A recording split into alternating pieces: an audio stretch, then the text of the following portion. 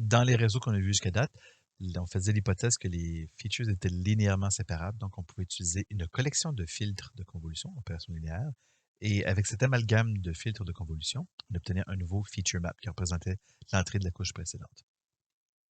Dans le cas de l'architecture Network in Network, ils vont remplacer les filtres de convolution linéaire par un micro-réseau fait de couches de neurones pleinement connectées. Donc, Multi-Layer Perceptron. Ici, on voit conv pour convolution. Donc, je le répète, au lieu d'avoir un filtre linéaire qu'on fait la convolution, on va avoir ce micro-réseau-là, plusieurs couches, peut-être 2 couches, et on va donc l'entraîner à trouver des features qui sont non linéaires, puisque je le répète, on l'avait vu dans les premières séances, un réseau de neurones pleinement connecté avec des couches, avec des non-linéarités entre les couches, on peut représenter des fonctions, des projections non linéaires. Aussi, comme dans le cas des filtres classiques d'un CNN, ce micro-réseau-là, on va faire un balayage des images ou du feature map en entrée pour pouvoir extraire donc des features de plus haut niveau, qu'on va dire sémantique. Donc, c'est vraiment ici ce qu'on va faire dans Network Network, c'est au lieu d'avoir des couches linéaires qui sont un peu moins puissantes en termes de représentation, toujours intercalées avec des non-linéarités, on va plutôt pousser, si vous voulez, plus de puissance de représentation dans le filtre lui-même en créant un filtre qui est capable de représenter des projections non linéaires. Et qu'est-ce qui peut représenter des projections non linéaires? C'est un filtre pleinement, c'est un réseau pleinement connecté à plusieurs couches. Aussi, Network in Network va commencer à faire l'utilisation de convolution un par un, qu'on va approfondir un peu plus tard dans cette capsule. On voit ici l'architecture Network in Network au complet. À la base ici, c'est là où les images vont rentrer. À la sortie, vous avez la softmax pour laquelle on va faire le vecteur de prédiction de classification de l'image. Le Network in Network, dans sa version originale, était composé de 3 couches de type MLP-Conv. Donc, je le répète, on voit ici notre filtre qui est lui-même un réseau de neurones. Et bien qu'il n'ait que seulement 3 couches officiellement définies de la sorte, en bout de ligne, le nombre de couches effectives est beaucoup plus grand puisque chacun des filtres ici, vous le voyez, c'est quand même des couches elles-mêmes de réseau de neurones. Donc, on pourrait dire que c'est peut-être équivalent à un réseau à 8 ou 9 couches de façon effective. Il va y avoir aussi 3 couches de max pooling pour être capable de faire la réduction des dimensions spatiales des différents feature maps.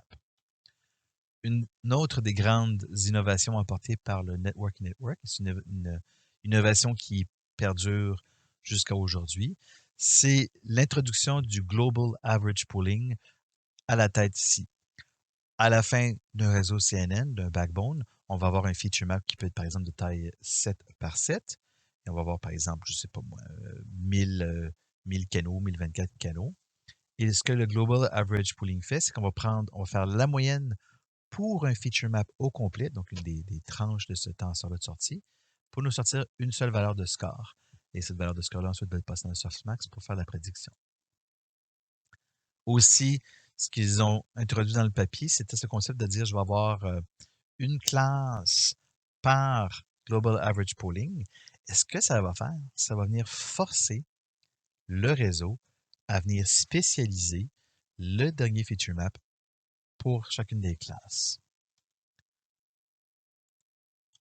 Et on le voit ici. Par exemple, la classe verte, il va avoir le feature ici, la feature map en vert qui va se spécialiser.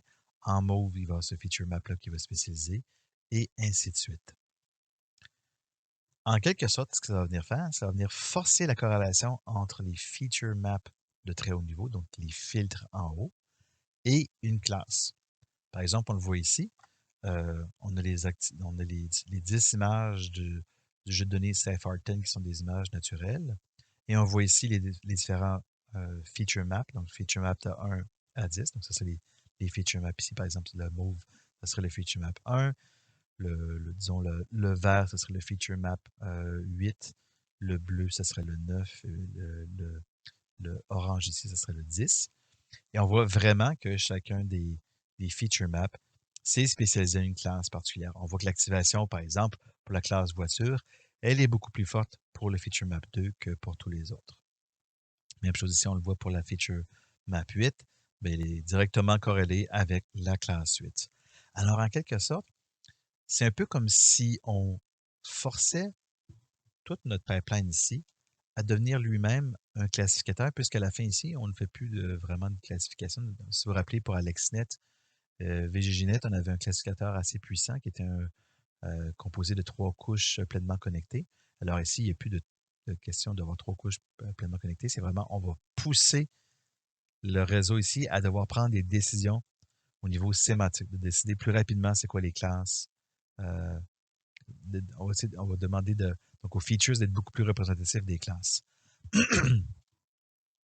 on voit ici, par exemple, un exemple d'activation pour l'image en particulier des voitures. On voit ici l'activation d'un feature map. C'est vraiment intéressant aussi parce que on voit on peut un peu distinguer la position de l'objet dans l'image via les forces d'activation de ce feature map-là. Ça va donc nous permettre de mieux interpréter qu'est-ce que notre réseau utilise comme information pour prendre des décisions. Dans l'article original, on voit aussi une analyse de l'importance du GAP en termes de régularisation, donc de permettre de réduire la différence entre l'erreur d'entraînement et de classification. Et ce qu'on voit dans l'étude d'ablation ici, par exemple, s'ils utilisent la méthode MLP-Conf, donc si vous voulez, on conserve le pipeline le même, et on rajoute une tête en haut de classification de type Fully Connected, on voit l'erreur de test qui est environ 11,6. Et là, si on rajoute du dropout, ça aide à faire de la régularisation. On avait vu ça il y a quelques semaines qu'un dropout peut nous aider à régulariser. On le voit ici, l'effet de régularisation qui est d'à peu près, donc je vous dirais à peu près 0,60. Mais vous voyez, si on remplace le fully connected et le dropout simplement par du global average pooling, donc la tête ici, la tête du network network, on voit vraiment une bonne différence ici, un gain quand même substantiel, à peu près 1,1%. Et ça, ici, on n'a même plus de dropout.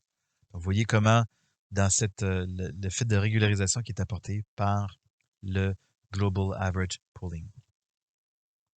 Comme je disais aussi précédemment, le fait d'avoir si vous voulez réduire la capacité de la puissance du classificateur à la tête, hein, maintenant, c'est juste une petite couche linéaire c'est même pas une couche linéaire, dans le fond, c'est la moyenne des features. Ça vient donc forcer le réseau ici à devenir meilleur à se classifier. Donc, en quelque part, c'est ça. La classification va se faire plus graduellement ici dans l'extraction des features, au lieu de se faire traditionnellement avec les 3 couches pleinement connectées à la tête, là, qui ont disparu maintenant. Ils utilisent aussi un peu de dropout pour les couches de sortie de MLP-Conf 1 et 2 pour encourager quand même la régularisation. Dans certaines implémentations, ils vont utiliser une couche pleinement connectée, donc fully connected, comme classificateur à la tête ici, entre le Global Average Pooling et les scores qui sont utilisés par la suite dans le softmax pour calculer les probabilités dans les prédictions. Ceci étant dit, ça n'ajoute pas beaucoup de paramètres, puisqu'une couche pleinement connectée, c'est quand même pas si pire comparativement à 3 couches pleinement connectées. Aussi, le fait que le classificateur est beaucoup moins puissant, une couche par rapport à 3 couches, eh bien, il y a moins de danger d'avoir l'overfit au niveau de cette tête-là. C'est vraiment une des innovations majeures du network, cette idée-là de dire on n'a plus besoin d'avoir un classificateur très, très puissant en haut de notre backbone d'extraction de features de CNN. Avec le Global Average Pooling, c'est vraiment, on demande au backbone lui-même de se spécialiser en tête, vers la tête, à être capable de distinguer les différentes classes. Donc, c'est vraiment une grande innovation et à peu près toutes les architectures de nos jours utilisent ce Global Average Pooling. Et comme maintenant on force un feature map à la tête ici d'être fortement corrélé avec une classe via le Global Average Pooling, eh bien, de voir les activations, on l'a vu un petit peu tout à l'heure, mais de voir les activations dans le feature map à la tête ici va nous permettre de localiser les objets qui ont été classés comme étant dominants dans une image. Vous voyez ici, par exemple, si vous avez un feature map là, à la tête, donc vous voyez, et vous avez les différents points ici, W1, W2, W3, si vous avez une couche linéaire qui vient relier le Global Average Pooling à notre vecteur de score pour la classification. Donc, on peut extraire ces points-là après entraînement. On va prendre l'activation du feature map 1 ici, qu'on multiplie par le poids W1, puisqu'on sait c'est quoi l'importance, autrement dit, de ce feature map-là pour déterminer que c'est un Australian Terrier, par exemple. le poids W2 multiplié avec le feature 2, et ainsi de suite. On fait l'addition de ces feature-là pondérés, et ça nous donne ce qu'on appelle le Class Activation Map. Donc, où se situe, plutôt, où sont les pixels qui ont été utilisés pour faire la classification finale. Et dans ce cas-ci, on voit que l'activation correspond bel et bien au chien, qui est un terrier australien que je ne connaissais pas moi-même la race. Là. Mais on voit donc l'endroit où le réseau de neurones, dans le fond, a pris son information lors de la prise de décision. Ce qui est intéressant parce que c'est un des grands problèmes en ce moment des réseaux de neurones. Ils sont difficiles à interpréter. Et je dirais cet effet secondaire-là du Global Average Pooling a ouvert la porte à des débuts de compréhension de l'interprétation des prédictions faites par un réseau de neurones.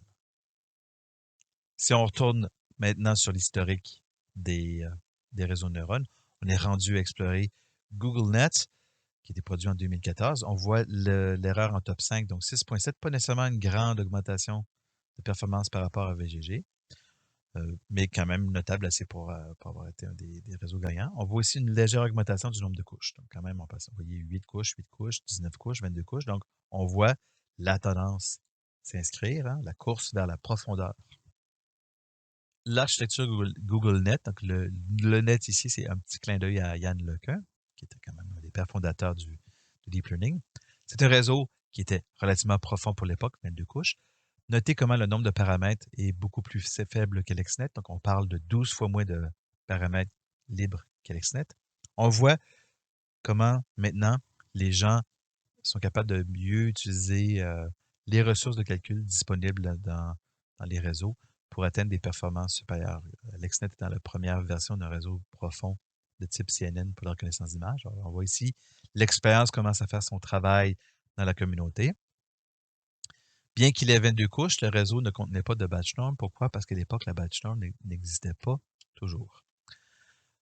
L'idée du Global Average Pooling qui a été introduit par Networking Network, elle est conservée. Et c'est une tendance très lourde. À partir de ce moment-là, tout le monde va utiliser essentiellement un Global Average Pooling. La couche pleinement connectée à la fin, vous l'avez ici représentée, donc la FC, c'est avant tout pour adapter le nombre de feature maps ici au nombre de classes. Donc, ça se peut que le nombre de feature maps, par exemple, ça peut être 1024 pour avoir un chiffre qui est un exposant de 2. Et le nombre de classes ici au sommet, c'est peut-être 1000 parce que on fait un projet sur ImageNet. Donc, la fully connected ici va nous permettre de faire le mapping entre les 1024 Global Average Pooling et les 1000 classes. Donc, ça sert essentiellement à faire le lien, adapter le nombre de classes, pas tellement la classification. L'idée d'avoir 3 couches pleinement connectées à la tête, c'est vraiment à partir de Networking Network, seulement depuis l'arrivée de Global Average Pooling, c'est vraiment quelque chose qui a disparu. Une autre des contributions de GoogleNet, c'était les modules qu'on appelle les modules Inception. C'est des modules qui ont été travaillés à la main. On a trouvé une architecture et il y avait une grande emphase qui était placée sur la minimisation des calculs, donc les opérations de multiplication et d'addition, pour accélérer l'inférence et aussi l'entraînement de ces réseaux-là. Pourquoi on les appelle Inception? Bon, à l'époque, il y avait un meme qui était très, très populaire. C'était le meme du film Inception. Et le meme disait « We need to go deeper ».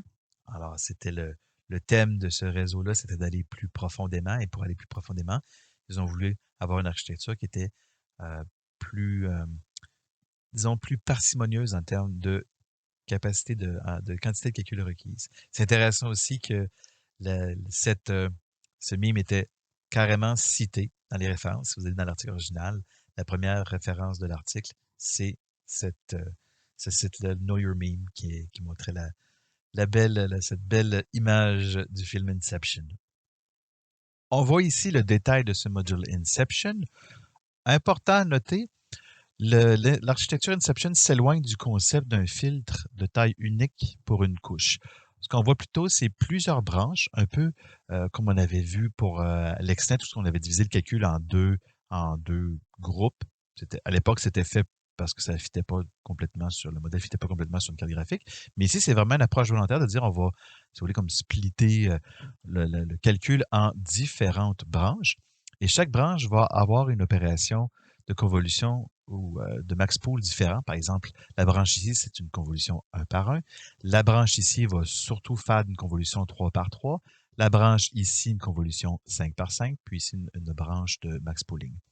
Ça va permettre de faire une analyse à plusieurs échelles spatiales. Donc ici, 1 par 1, c'est une échelle spatiale très petite, donc c'est au niveau d'un pixel de feature map, alors qu'ici, on va prendre en compte donc plus d'informations spatialement parlant pour prendre des décisions au niveau des neurones.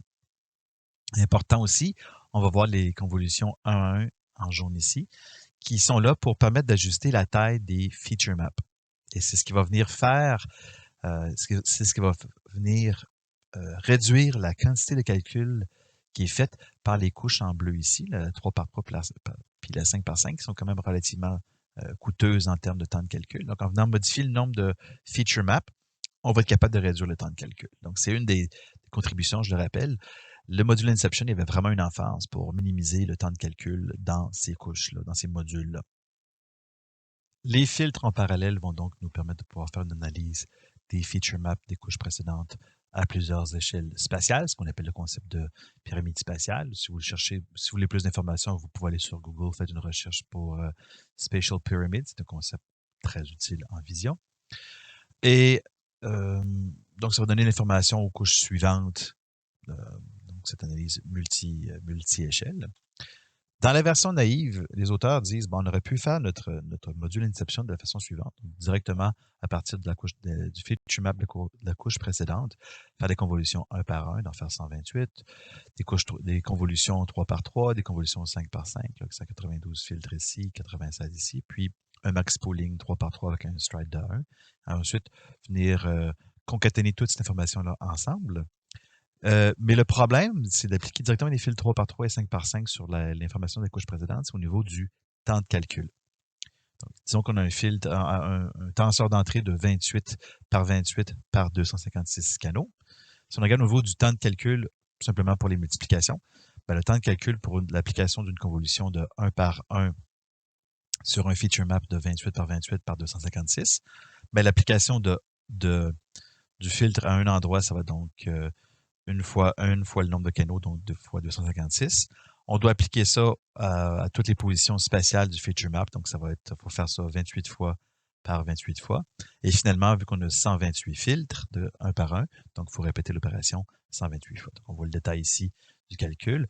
28 fois 28 fois 128 fois 1 fois 1, c'est le nombre de multiplications qui nous donne une idée de la quantité de calcul nécessaire pour l'application pour le calcul de cette branche-ci. De la même façon, pour la branche de convolution 3 par 3, on va avoir une mathématique qui est relativement similaire. La seule chose qui change ici, vous voyez, c'est la taille du filtre qui est plus grand. Il faut aussi l'hypothèse qu'on fait du padding là, pour avoir sans perte de résolution. Filtre 5 par 5, même chose. Et finalement, l'application du pooling, donc il n'y a pas de multiplication, c'est une opération de max, donc on ne l'ai pas inclus dans le calcul. Donc au total, 854 millions d'opérations de multiplication qui doivent être faites pour l'application de ce module Inception, donc une couche, si vous voulez, intelligente là, dans le réseau GoogleNet. C'est quand même, on voit déjà l'importance de la quantité de calcul qui est demandée par les réseaux de neurones profonds. En sortie, vu qu'on fait la concaténation des différents filtres ici, c'est une technique qui est relativement commune. Hein. Quand vous avez plusieurs branches comme ça ici qui arrivent, il y a deux choix qui se font, soit qu'on additionne ou soit qu'on concatène. Par contre, lorsqu'on additionne, il va nécessairement avoir une perte d'information vu qu'on mélange on va mélanger des valeurs ensemble. Puis aussi, ça implique que, par exemple, si on additionne des tenseurs, tous les tenseurs doivent avoir exactement le même nombre de canaux, la troisième dimension, puis aussi les mêmes nombres de dimensions spatiales, sinon on ne peut pas le faire. La concaténation, elle est un peu plus flexible parce qu'il faut juste avoir les dimensions spatiales. Ici, c'est 28 par 28. Il faut avoir les dimensions spatiales qui soient les mêmes. Je n'ai pas besoin d'avoir le même nombre de canaux, comme on voit bien ici. Là. La quantité de canaux va simplement s'additionner. Donc, on va conserver plus d'informations, mais par contre, ça va créer un problème d'accroissement au niveau de ce qu'on appelle dans le langage, la largeur, la quantité de canaux dans un tenseur. Ça va venir s'accroître. Donc, ça peut être problématique. Souvent, on veut quand même conserver dans certaines sections de notre réseau, on veut conserver ça constant puis l'augmenter de temps en temps. Que vont-ils faire pour réduire la quantité de calculs nécessaires à faire une passe dans un module Inception? Ils vont introduire les convolutions un par un. Les convolutions un par un ont été introduites dans l'article Network in Network, mais elles ont été surtout popularisées par l'architecture GoogleNet qui va les utiliser abondamment, précisément pour venir ajuster le nombre de features présents dans un feature map. Donc, souvent, on peut se dire une convolution un par un, c'est inutile, mais il faut toujours se rappeler, il y a la troisième dimension qui est le nombre de canaux pour le filtre entrant. Donc, c'est la lettre C ici, c'est le nombre de canaux dans mon feature map entrant, mon tenseur d'entrée. Donc, c'est toujours, on dit un par un, mais en réalité, c'est un tenseur de 1 par C. Vous pouvez le voir comme un vecteur de longueur C aussi, si vous voulez bien. Et que va faire donc notre convolution 1 par 1? Ça va nous permettre d'ajuster le nombre de canaux. Donc, vous voyez ici, dans l'illustration, j'ai la width and height pour H et W pour la dimension spatiale de mon tenseur et j'ai 256 canaux. Et le fait d'appliquer 64 filtres de dimension 1 par 1 par 256, vous voyez comment j'ai réussi à comprimer l'information ici en maintenant 64 canaux. Donc, vu que c'est une couche, la partie, il y a une partie linéaire et une partie non linéaire avec le relu. Là. Donc, essentiellement, c'est un mapping, un plongement d'une dimension plus élevée, d'informations de dimension plus élevée vers des dimensions plus faibles. Donc, dans le langage aussi, parfois on appelle ça un bottleneck, information bottleneck. Donc, ça va forcer le réseau à devoir conserver l'information qui est pertinente à l'accomplissement de la tâche qui est dictée par la fonction de perte, puis d'éliminer l'information qui n'est pas nécessaire, souvent l'information qui est soit redondante, il y a beaucoup de redondance dans nos signaux, soit que c'est du bruit. Donc, le bruit va naturellement se faire éliminer par cette projection-là non linéaire. C'est un peu, si vous voulez, une projection là, de style Principal Component Analysis. Aussi, on peut le voir comme étant un réseau pleinement connecté qui est appliqué sur un features. Donc, l'ajout de ces convolutions un par un va nous faire un bottleneck, donc un goulot d'étranglement. Et on peut maintenant bien choisir la troisième dimension des tenseurs qui va être présentée à nos couches de convolution coûteuses qui sont les 3 par 3 et les 5 par 5. Donc, en réduisant le nombre de dimensions ici, dans cette branche ici, cette branche-là, et ici aussi, là, on va être capable de réduire le coût de calcul de ces opérations-là qui sont quand même relativement coûteuses. Une 3 par 3 va coûter 9 fois plus cher à appliquer qu'une 1 par 1 et une 5 par 5 va coûter 25 fois plus cher en termes de multiplication qu'une 1 par 1. Donc, vous voyez comment le coût en multiplication augmente très rapidement avec la taille du filtre. Donc, on ne va pas réduire, on veut conserver des filtres de grandeur relativement large spatialement, mais si on veut réduire le temps de calcul, donc la seule chose sur laquelle on peut venir jouer, c'est le nombre de canaux qui est présenté ici dans le tenseur. Puis c'est justement, encore là, je répète, la convolution 1 par 1 sert à ajuster le nombre de canaux d'un tenseur à l'autre. Donc, la complexité de calcul va diminuer avec ces convolutions 1 par 1. Et aussi, ça va nous permettre d'ajuster les dimensions des tenseurs en sortie. Par exemple, ici, la convolution 1 par 1 va nous permettre de faire réduire la quantité de canaux qui va être concaténés à la suite de l'opération des différents filtres, ici, des différentes branches. Donc, si on regarde au niveau du coût en calcul, pour maintenant la version présentée dans l'article du module Inception, donc toujours un tenseur d'entrée de 28 par 28 par 256. Pour ma branche ici, 1 par 1, on l'avait déjà fait précédemment. Donc, je vais avoir ici un tenseur de sortie de 28 par 28 par 128 puisque j'ai 128 filtres 1 par 1 dans ce module Inception le particulier. Donc, la quantité de calcul, c'est 28 fois 28 fois 128 qui est le nombre de fils de convolution ici, fois 1 par 1 qui est la taille de mon filtre, fois 256 qui est le nombre de canaux de mon tenseur d'entrée. Ensuite, on va faire une opération de convolution 1 par 1 pour venir réduire le nombre de canaux. Donc, comme j'ai 64 filtres 1 par 1 ici, on va passer de 256 canaux à 64 canaux pour mon tenseur. Mais vous voyez comment les dimensions spatiales sont préservées. C'est vraiment juste la troisième dimension, le nombre de canaux, si vous voulez, le nombre de feature maps, qui va venir diminuer. Et après ça, je vais avoir donc, ça va passer à mon fil de convolution. Donc là, le temps de calcul pour ce filtre 1 par 1, c'est 28 fois 28 fois 64 fois 1 fois 1 fois 256. qui est quand même pas très élevé. Et ensuite, on va faire donc, on va avoir un feature map de 28 par 28 par 192 en sortant de la convolution 3 par 3 ici. Et le temps de calcul en termes de multiplication pour cette convolution-là, c'est 28 fois 28 fois 192, parce que j'ai 192 filtres, fois 3 fois 3 fois 64. Même chose pour la branche, la troisième branche. Je vais aller un petit peu plus vite. Donc, les coûts d'opération de la 1 par 1, suivi du coût d'opération de la 5 par 5, qui est celui-ci. Et finalement, donc, je vais avoir un coût d'opération aussi pour la 1 par 1 qui va arriver là. Donc, c'est vraiment juste les multiplications qu'on regarde ici. On n'a pas tenu compte du max pooling, qui est une opération de maximum. Donc, au final, on aurait 358 millions d'opérations de multiplication dans cette couche Inception, dans ce module Inception. Donc, on passe de 854 à 358 millions. Donc, on baisse de plus de moitié la quantité de calcul nécessaire pour exécuter ce module Inception. Donc, à la grandeur de notre réseau, ça veut dire qu'on va avoir des économies quand même substantielles, donc diminuer de plus de moitié le temps de calcul. Ça veut dire on va doubler les vitesses de l'entraînement, ce qui est quand même important. Ça pouvait dire à l'époque peut-être de passer de 4 semaines de temps d'entraînement à 2 semaines. Donc, c'est non négligeable. Un thème maintenant qui devrait commencer à être familier pour vous, c'est celui de l'augmentation de la quantité de filtres à mesure qu'on progresse dans le réseau. Par exemple, ici, on a l'entrée, donc l'image d'entrée, et ça, on voit ici les différentes, le détail de chacune des couches, incluant le nom des modules, et on a la sortie ici de notre réseau.